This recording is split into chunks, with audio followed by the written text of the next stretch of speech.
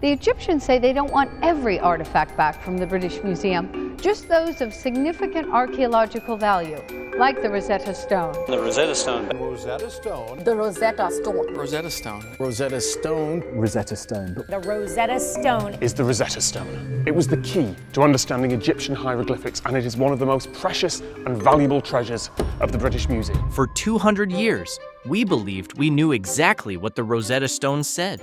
Scholars translated it, textbooks printed it, museums framed it, case closed. But when an AI model was recently trained on the full trilingual inscription, it flagged something that every human expert had walked straight past.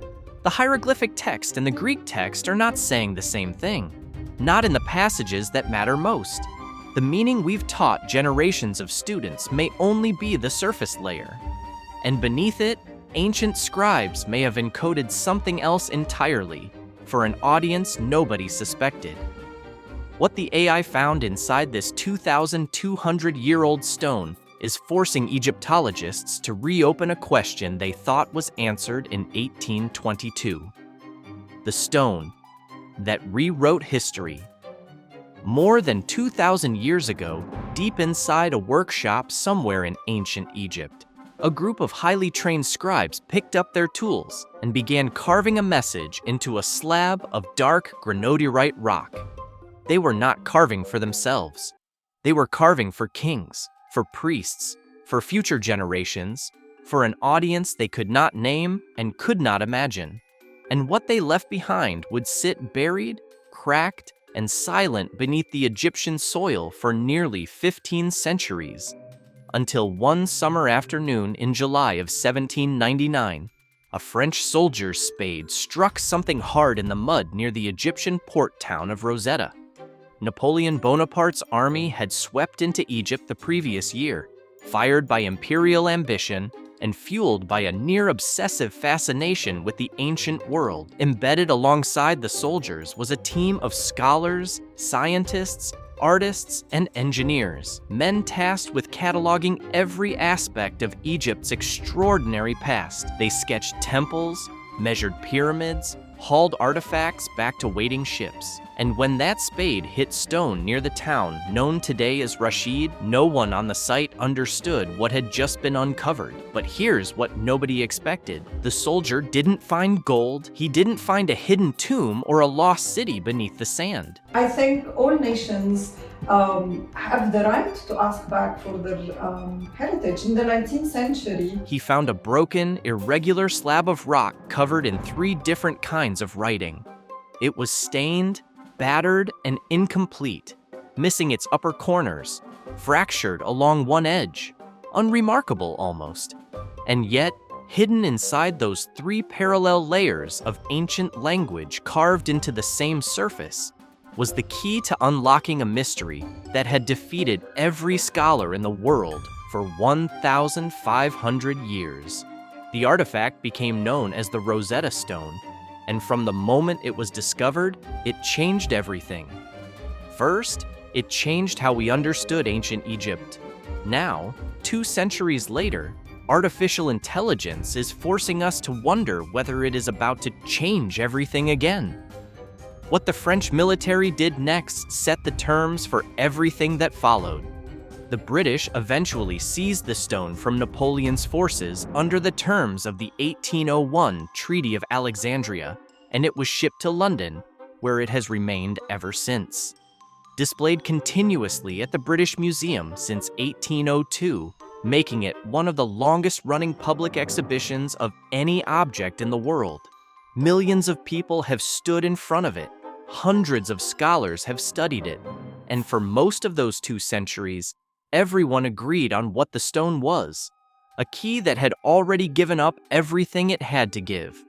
That consensus is now under pressure, and the machine doing the pressing doesn't sleep, doesn't assume, and doesn't come preloaded with 2 centuries of interpretive habit. A language the world had forgotten. To understand why the Rosetta Stone mattered so profoundly, you have to understand just how completely the world had lost the ability to read ancient Egyptian hieroglyphics. This wasn't a gap in knowledge. The same text in 3 languages: hieroglyphics, Demotic, and most importantly, ancient Greek, which had never been forgotten. This was a total, absolute blackout. For centuries, explorers and scholars had traveled to Egypt and stood before the towering temples and carved obelisks and elaborate painted tomb walls, all of them covered in these extraordinary symbols: birds, eyes, waves, serpents, seated figures, geometric shapes, hands, and reeds. And they could understand absolutely nothing. The symbols were beautiful. They were everywhere. They were clearly important, but they were completely, impenetrably silent. Here's the catch. The last person known to have read Egyptian hieroglyphics in the ancient world died sometime around 394 AD. After that, the knowledge simply ceased to exist. The Roman world took over. Christianity spread across the Mediterranean. The old Egyptian temples were closed, repurposed, or left to crumble in the desert heat. The scribes, who had spent entire lifetimes mastering the sacred script, had no students, no apprentices, no one willing to carry the knowledge forward. And within a generation or two, 5,000 years of recorded history, 5,000 years of stories, theology, science, royal accounts, and poetry became completely unreadable. And here's what makes it worse. Brilliant minds never stopped trying to crack it. For over a millennium, scholars from across the world attempted to decode hieroglyphics. Medieval Islamic scholars studied the symbols with serious intent and produced nothing usable. Renaissance Europeans collected Egyptian obelisks and shipped them to Rome and Paris, staring at them in admiration without understanding a single carved mark. By the 1700s, some of the most celebrated academic minds in Europe had published lengthy, detailed explanations of what they believed hieroglyphics meant. They were confident, they were thorough, and they were almost entirely wrong. The most persistent mistake was assuming hieroglyphics were purely symbolic, that each image stood for a concept, not a sound. Scholars wrote entire volumes explaining that a hawk represented the soul, a circle meant eternity, a serpent meant danger. It was poetic. It felt profound and mysterious in all the right ways. It was a complete dead end. The truth was far more complex. Hieroglyphics were not an artistic code. They were a sophisticated writing system, combining phonetic signs, symbols representing sounds, with ideographic elements and semantic classifiers. A bird might represent a specific spoken sound in one context and serve as a category marker in another. The system had interlocking layers, and without a key to connect those layers to a known language, there was no way through. For 15 centuries, the wall held firm, and then, in the mud near a small Egyptian port town, a French soldier's spade cracked it open. Just a little, just enough. But what the algorithm would find inside that crack 2 centuries later is something nobody in 1799 could have predicted, and nobody in 1822 thought to look for. 3 scripts, 1 message. When French scholars first examined the stone, what struck them wasn't just the age of the artifact. It was the structure of the inscription itself. The stone didn't contain 1 script. It contained 3. At the top, hieroglyphics, the formal sacred script used for religious ceremonies and royal monuments. In the middle, Demotic, a faster, more fluid form of Egyptian writing used in everyday life for contracts, court documents, and personal letters. And at the bottom, ancient Greek, the administrative language of Egypt during the Ptolemaic period, when Egypt's pharaohs were themselves Greek-speaking descendants of one of Alexander the Great's generals. And get this, all 3 sections appear to contain the same message. Scholars recognized the Greek immediately. It was a decree, a formal royal proclamation issued in 196 BC by a council of Egyptian priests honoring the young pharaoh Ptolemy V Epiphanes, on the first anniversary of his coronation. Tax reductions, temple donations, military victories. In ceremonial summary, statues of the king to be erected throughout Egypt. Bureaucratic language, official, formulaic, careful, the kind of text every government in every era produces. But because the Greek version was readable, something became possible that had never been possible before. A direct comparison between the known text and the unknown scripts. Side by side, symbol by symbol, word by word. For the first time in 1,500 years, someone had a map. The race to use it was fierce. Champollion had cracked the hieroglyphic code, perhaps the greatest code in history. The ancient mystery of hieroglyphs had been solved. Swedish diplomat Johan Åkerblad made early progress, identifying proper names in the Demotic script. But the first truly decisive breakthrough belonged to British physicist Thomas Young, and it happened in a way that changed everything. Young was working at his desk in London in 1814, surrounded by hand-copied sections of the stone's inscriptions, when he noticed something. One particular group of hieroglyphic symbols kept appearing, always enclosed inside an oval loop, what Egyptologists call a cartouche. The cartouche appeared wherever the Greek text used the name Ptolemy. Young stared at this. Then he leaned forward. If the oval always corresponded to a royal name in the Greek version, then the symbols inside it weren't representing ideas. They were representing sounds, specific phonetic sounds that spelled out a name. He pushed back from his desk and wrote it down. That was the crack. Not a system, not a translation. One locked door swinging open for the first time in 15 centuries. But the complete working framework came from a French linguist named Jean-François Champollion. Champollion had been consumed by ancient Egypt since childhood. He had committed himself to every ancient language he could find. And, crucially, he had mastered Coptic, the final surviving form of the Egyptian language, preserved in the liturgical tradition of Egyptian Christianity. This was his decisive edge. Coptic preserved the actual sounds of ancient Egyptian in a Greek alphabet. Champollion could use it as an acoustic bridge, a living echo of a dead language, connecting the visual symbols of hieroglyphics to spoken sounds that had been silent for 15 centuries. He worked for years, not months, years. The room in Paris where it finally broke open in September of 1822 smelled of candle wax and old paper. His notes spread across every surface. He had barely slept for weeks. When the last piece locked into place, Champollion walked out of his study and found his brother Jacques-Joseph in the corridor, grabbed him by both arms, and said 4 words. "Je tiens l'affaire." I've got it. Then he collapsed. He was unconscious for 5 full days. When he opened his eyes and his brother leaned over him, the first thing Champollion asked was whether his notes were safe. They were, and the world changed. If you want to keep following stories like this, where ancient history and modern technology collide in ways nobody anticipated, subscribe right now and hit the bell.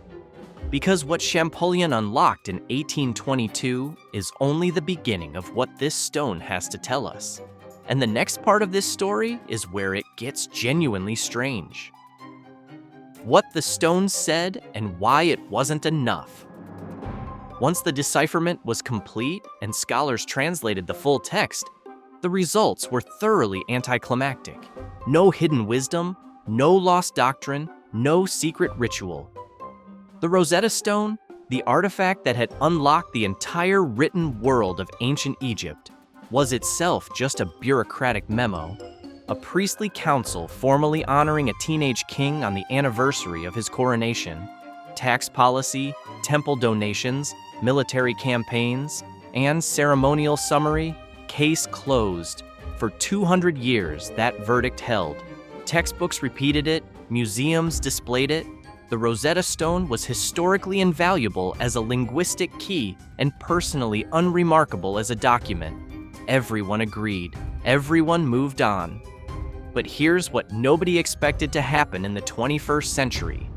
A computational linguistics model would point itself at that same text, the same decree everyone had read, translated, cited, and shelved, and surface something that 200 years of human scholarship had completely missed.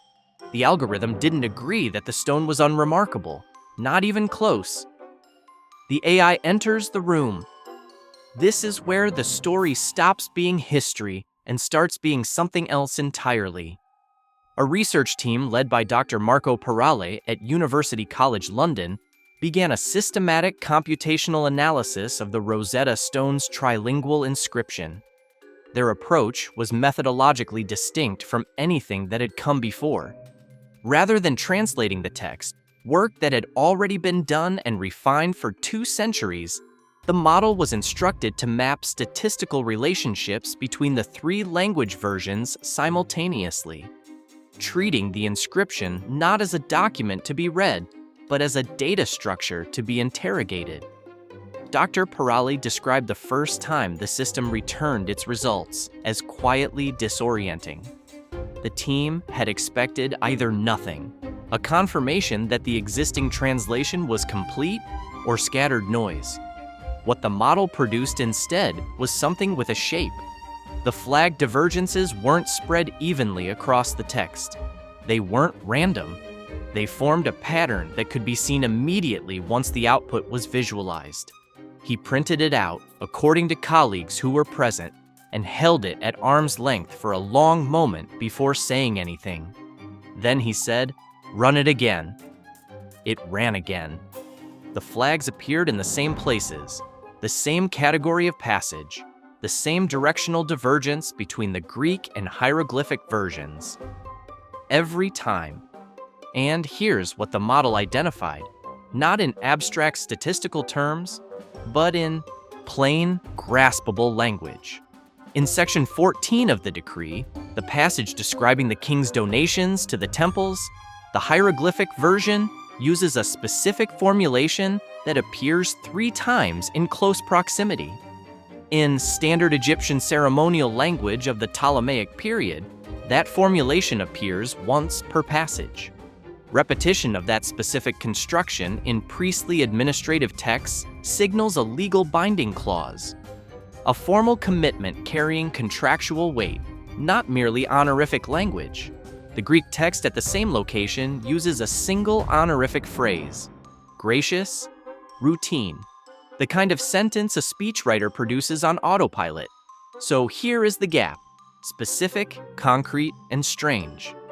Where the Greek says the king gave generously to the temples, the hieroglyphic section appears to say the king is bound to give to the temples, permanently, formally, and in a way that carries legal force under priestly law. That is not a translation difference. That is not grammatical variance between languages. That is a different message delivered in the same document at the same point to 2 different audiences. And here's what makes it genuinely strange. The divergences don't appear randomly throughout the text. The algorithm identified that they cluster in a specific category of passage. Every instance where the decree touches the relationship between royal authority and priestly economic rights.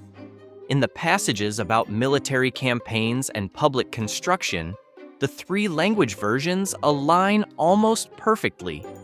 But the moment the decree discusses temple authority, priestly land rights, and the limits of royal power over sacred property, that's where the model consistently identified structural divergences with no linguistic explanation. The system identified a pattern, a deliberate one, 17 instances, same category, same direction. What the patterns mean? In ancient Egypt, layered communication in official texts would not have been unusual if it was intentional. Egyptian scribes were among the most educated professionals in the ancient world. They trained for decades. They mastered not just the mechanics of writing, but the art of what scholars called diglossia, the ability to use language differently for different audiences within the same document. But here's the catch. No one had ever looked at the Rosetta Stone through that lens before. The universal assumption was that the three scripts were faithful translations of each other, equivalents. The model didn't make that assumption. It treated the three versions as three independent texts and asked a simple question. Do they agree? They didn't. Not always. And not in the places that mattered most politically. What the algorithm appears to have surfaced is a negotiation encoded inside a ceremony. Scholars have long understood that the Ptolemaic pharaohs were navigating an extraordinarily delicate situation. They were foreign rulers, Greek-speaking descendants of a Macedonian general, trying to maintain legitimacy with an ancient, deeply conservative Egyptian priestly class that held enormous institutional power. The priests controlled the temples controlled vast agricultural lands, workshops, and economic infrastructure. The pharaohs needed the priests' public endorsement. The priests needed guarantees. And here's what nobody had considered before the model ran. Those guarantees may have been written directly into the Rosetta Stone, not in the Greek administrative text that everyone studied, but in the hieroglyphic layer that only the priestly class could fully interpret. The stone may not have been one decree. It may have been two different deals written on the same rock for two different rooms. The debate among scholars. Not everyone accepts this, and the pushback deserves serious weight.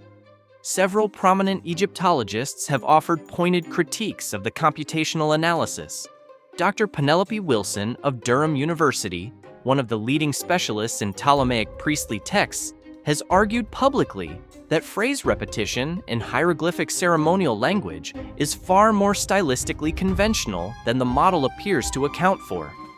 Egyptian scribes used formulaic repetition as a rhetorical device, not necessarily as a legal or coded signal. Without a much larger corpus of comparable Ptolemaic-era priestly decrees analyzed by the same model under the same conditions, she argues, the statistical baseline is too narrow to support the divergence claims. The central objection is methodological. AI systems trained to detect patterns will find patterns, whether those patterns are meaningful or coincidental. A sufficiently powerful model applied to any ancient text will surface statistical anomalies. The question isn't whether anomalies exist, they always do. The question is whether they're intentional, and whether intent can be inferred by an algorithm working across a cultural gap of 2,000 years. And here's where it gets genuinely complicated. The model's training data matters enormously. Modern large language models learn from existing scholarship. Scholarship already mediated through centuries of human interpretation, all of which carries embedded assumptions about what ancient texts are and how they work. When the system flags a phrase as statistically unusual, it's comparing that phrase against patterns learned from other texts. But if those other texts were themselves imperfectly understood, the AI's comparison may be built on a foundation that's shakier than it first appears. But wait, here's what even the skeptics have conceded. The model identified specific textual features, particular phrase clusters, particular cross-language divergences in passages about temple authority and priestly economic rights that the existing scholarly literature has not adequately explained using conventional linguistic analysis. The debate isn't whether those features are present, they are. The debate is what caused them. And that debate, which has been dormant for 200 years, is now fully alive. In the long history of archaeology, the most important discoveries have almost always started as something that had no business being there. What it would mean if the more ambitious interpretation holds. If careful future scholarship confirms that the Rosetta Stone was deliberately constructed with layered communicative purposes, the implications stretch far beyond a single artifact in London. Every major inscription from the Ptolemaic period would need to be subjected to the same computational scrutiny. Hundreds of established translations would be open to revision. decades of historical interpretation would need to be revisited. The model isn't just suggesting we misread one decree. It's suggesting we may have misread an entire category of ancient political communication. It would force a fundamental reassessment of the ancient Egyptian priestly class, not just their literary sophistication, but their institutional power. The idea that religious officials could engineer a formal royal proclamation to serve their own interests, while appearing simply to honor their king, suggests a level of strategic intelligence that traditional histories have consistently underestimated. These were not passive administrators. These were architects of political language, sophisticated enough to fool 2 centuries of modern scholarship. And it raises a question about the Ptolemaic pharaohs themselves, Greek-speaking rulers holding together a kingdom of extraordinary cultural complexity. If they participated in the layered construction of their own official documents, that's not awkward cultural imitation. That's sophisticated political theater performed in 3 languages simultaneously for 3 different audiences on one piece of stone. It suggests that the famous cultural synthesis of the Ptolemaic period, Greek rulers performing Egyptian rituals, building Egyptian temples, commissioning Egyptian art, was not merely performance. It was negotiation, ongoing, careful, and encoded directly into the monuments they left behind. The algorithm surfaced that possibility. It didn't invent it. The stone was always carrying it. The stone still speaks. It sits today in the British Museum in London, inside a climate-controlled case under precise conservation lighting, a broken slab of dark granodiorite, roughly the size of a large gravestone, covered in 3 bands of ancient text. Thousands of visitors pause in front of it every single day. Most look for about 45 seconds. They read the label, they take a photo, then they move on. They think they know what it is. For 2 centuries, the Rosetta Stone has been celebrated as a key. The key that unlocked the ancient Egyptian written world and gave humanity back a lost civilization's voice. That story is completely true. Champollion's decipherment remains one of history's most remarkable intellectual achievements. The stone really did break open 15 centuries of silence. But now, the key itself is under examination. And what the model identified, what the algorithm surfaced in those phrase clusters and cross-language divergences, is the possibility that the Rosetta Stone was not simply a linguistic bridge. It may have been a political document, a coded negotiation, a monument engineered to mean different things to different readers, in the same moment, on the same surface.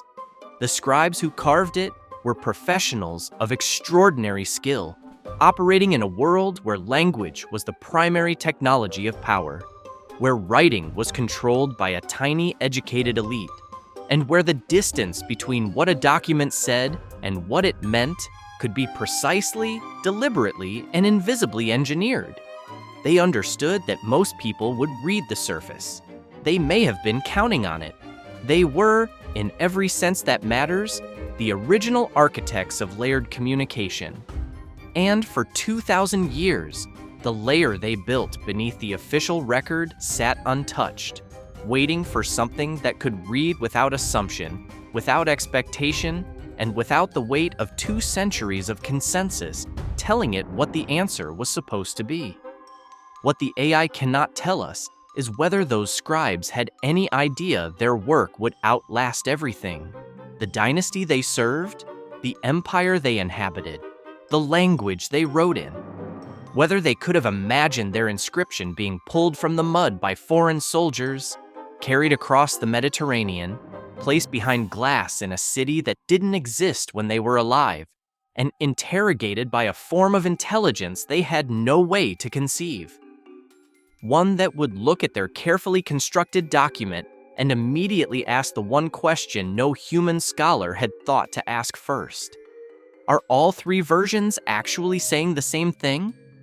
What the model can tell us, what it has already told us, is that the translation we've been pointing to for 200 years as proof that we cracked the code may be only the most visible layer of what's actually carved into that stone, the layer anyone could read, the layer designed to be read by anyone.